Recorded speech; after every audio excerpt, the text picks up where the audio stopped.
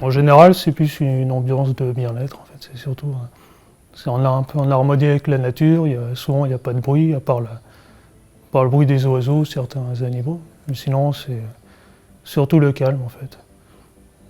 Puis après, voilà, par exemple, on est dans un lieu qui est à la campagne, donc il n'y a quasiment pas de voitures qui passent, et puis on s'imprègne du lieu, en fait.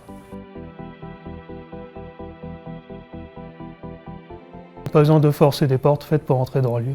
Si le lieu est vraiment clos et que tout est fermé, il n'y a qu'une seule solution, c'est de renoncer et pas de pas vouloir rentrer par effraction comme ça, comme pourrait faire un cambrioleur ou d'autres personnes, en fait. Parce que c'est pas le but de la pratique, en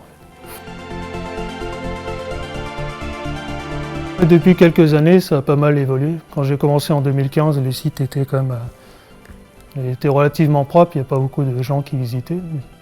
Par exemple, en Île-de-France, c'est ça, il y a pas mal de sites une nouvelle génération de personnes qui sont arrivées, qui là, pas forcément respectueuses et qui ont dégradé des sites.